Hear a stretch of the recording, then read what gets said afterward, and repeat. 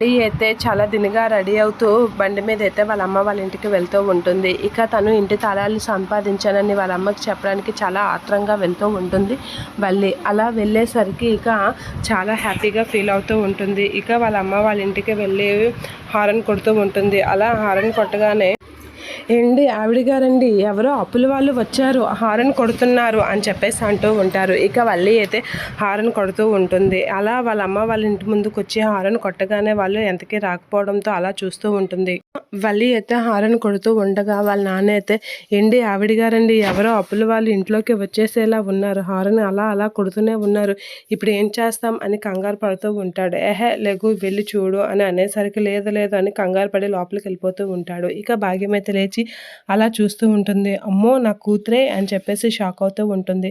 ఇక వల్లిని చూసి ఏవండి ఏవండి రండి బయటికి, ఆయన గారండి అని చెప్పేసి అనేసరికి ఏమి అని అనేసరికి అది ఎవరో కాదు మన అమ్మడు అని చెప్పేసి అంటూ తన బుర్ర మీద కొడుతూ ఉంటాడు. నీకు చూపుతో బాగా బుర్ర అనుకున్నాను, చూపు కూడా దుబ్బేసిందా అని చెప్పేసి తిడుతూ ఇలా వాళ్ళ నాన్నకైతే చూపిస్తూ ఉంటుంది. అవును మన అమ్మడే అని చెప్పేసి, ఏంటి అమ్మడు ఎలా ఉంది అని అనేసరికి ఇక భాగ్యము వాళ్ళ ఆయనతో షాక్ అవుతూ ఉంటారు. వల్లి అయితే బైక్కి వాళ్ళ నాన్న చేతిలో పడేసరికి వాళ్ళ నాన్న అయితే బైక్ని చూస్తూ మురిసిపోతూ ఉంటాడు.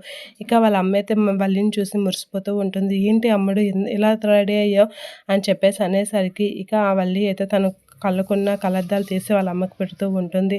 అమ్మ ఒకసారి లుక్ వేసుకో అని చెప్పేసి అనేసరికి పైన ఏంటి ఎంత దినగా ఉన్నావు, మీ ఇంట్లో ఏదైనా ఆఫర్ తగిలిందా ఏంటి, ఎంత మెరిసిపోతున్నావు అని అనేసరికి నీకు ఒక విషయం చెప్పాలి అమ్మ, నువ్వు చెప్పినట్లుగా పుట్టింటికి వచ్చినట్లుగా నాటకం ఆడేసరికి మా అత్తయ్య మా మామయ్య తెల్లవారేసరికి నా చేతిలో తాళాలు పెట్టారు, ఒకసారి లుక్ వేసుకో అని చెప్పేసరికి అవునే అమ్మడు నిజమే అని చెప్పేసి తన నడుముకున్న తాళాలు అయితే తీస్తూ ఉంటుంది. అలా తాళాలు తీసి భాగ్యం అయితే మురిసిపోతూ ఉంటుంది.